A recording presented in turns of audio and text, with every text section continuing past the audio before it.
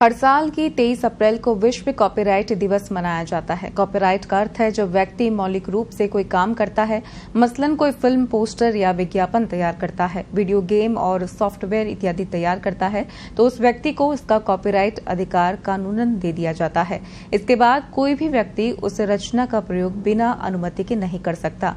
इस अधिकार की रक्षा और किसी की बौद्धिक संपदा के दुरुपयोग को बचाने के लिए इस अधिनियम की आवश्यकता है। इसी विषय पर पत्रिका टीवी ने बात की राजस्थान विश्वविद्यालय के हिंदी विभाग के असिस्टेंट प्रोफेसर डॉक्टर विशाल विक्रम सिंह से। हर साल की तरह आज एक बार फिर विश्व पुस्तक दिवस और कॉपीराइट डे एक साथ मनाया जा रहा है। कॉपीराइट की बात करें तो कॉपीराइट का अर्थ है कि यदि किसी व्यक्ति ने कुछ मौलिक रचना की है, चाहे वो संगीत हो या फिर कोई कहानी लेखन, तो कॉपीराइट एक्ट के तहत उसकी उस रचना पर उसका कानूनी हक हो जाता है और उसकी स्वीकृति के बिना कोई अन्य व्यक्ति उस रचना का प्रकाशन या खुद के लिए उपयोग नहीं कर सकता। लेकिन देखने में ये भी आ रहा है क्योंकि सोशल मीडिया का जमाना है, तो हर कोई इंसान साहित्यकार या लेखक बनने की कोशिश करता रहता है और इसके चलते कई बार जो लेखक हैं, जो उनकी मेहनत है, वो सोशल मीडिया पर व्यक्ति अपने नाम से भी प्रकाशित करे, या कहीं ना कहीं कॉपीराइट एक्ट का एक उल्लंघन भी किया जा रहा है। खासतौर पे साहित्य की बात करें तो साहित्य के लिए, साहित्यकार और साहित्य के लिए कॉपीराइट एक्ट की बेहद जरूरत है। तो कॉपीराइट एक्ट से जुड़ी और अधिक जानकारी देने के लिए हमारे साथ है राजस्थान विश्वविद्यालय से डॉक्टर विशाल विक्रम सिंह। सर, बहुत बहुत स्वागत है आपका पत्रिका टीवी पर।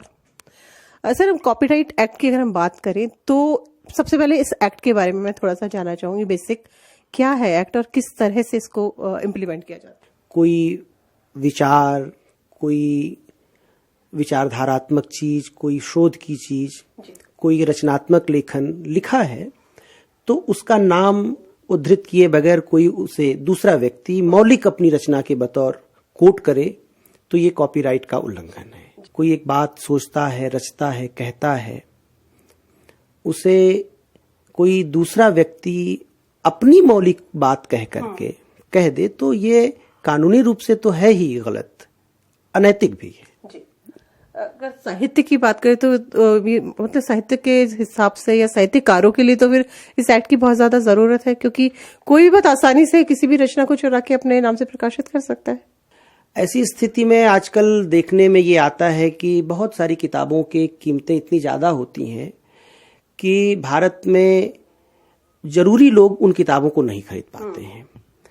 आप जानती हैं, अभी हाल ही में एक रिपोर्ट आई है जिसमें ये पता चला है कि भारत की बहुत बड़ी आबादी की जो आमदनी है वो इतनी कम है कि वो अपनी रोजी रोटी जो की व्यवस्था करने में ही खत्म हो जाती है। तो वो संस्कृति से संबंधित, साहित्य से संबंधित, लेखन से संबंधित और दूसरे इस तरह के जो सरोकार, सामूहिक सरोकार है, उससे संबंधित चीजों की व्यवस्था वो नहीं कर पाती है।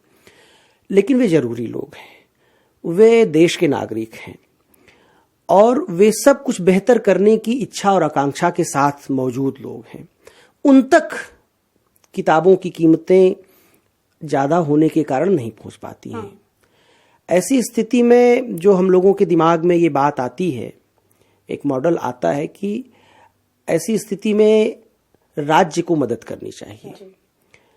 राज्य का जो हिस्सा, शिक्षा मंत्रालय का जो हिस्सा इन सब चीजों को देखता है, हम सब ऐसा समझते हैं कि सरकार को ऐसा करना चाहिए कि एक उप विभाग बनाए जिसमें अपने समय के जरूरी जो बुद्धिजीवी हैं, लेखक हैं, संस्कृति कर्मी हैं, आलोचक हैं, प्रगतिशील लोग हैं, उन सब लोगों की एक ऐसी समिति बनाई जाए जो किसी भी लेखक की ऐसी कृति जो राष्ट्रीय या अंतर्राष्ट्रीय महत्व की कृति हो, सामूहिक महत्व की कृति हो, प्रगतिशील रोशन ख्याल विचारों को रखती हो और कुल मिलाकर के जो अपने समय की स्थिति है उससे बेहतर समय के बारे में या तो प्रस्तावना देती हो या उसके अंदर एक छटपटाहट हो कि हम कैसे और बेहतर भविष्य की तरफ बढ़ सकते हैं।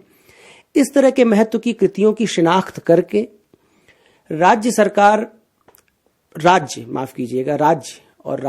और सरकार उसे चाहिए कि वो उन कृतियों के बदले में जो लेखक को मिलने वाला मेहनताना है वो मेहनताना खुद ब खुद सरकार उसे उठाए, यानी कि उनको अनुदान दे और बेहद कम कीमत पर उसे फिर जनता के बीच में बिकने के लिए उसे उतारे। कि खाली डे मनाना ही काफी नहीं है, बल्कि जो कॉपीराइट एक्ट में जो कुछ खामियां हैं, जो नियम स्पष्ट नहीं है, उनमें बदलाव की जरूरत है और वो बदलाव सरकार को करना पड़ेगा। तब जाके जो साहित्य से जो जुड़े लोग हैं उनको इसका और आम जनता को इसका फायदा अधिक से अधिक मिल सकेगा। पत्रिका टीवी के लिए कैमरा पर्सन संजय शर्मा के साथ राखिया चेला।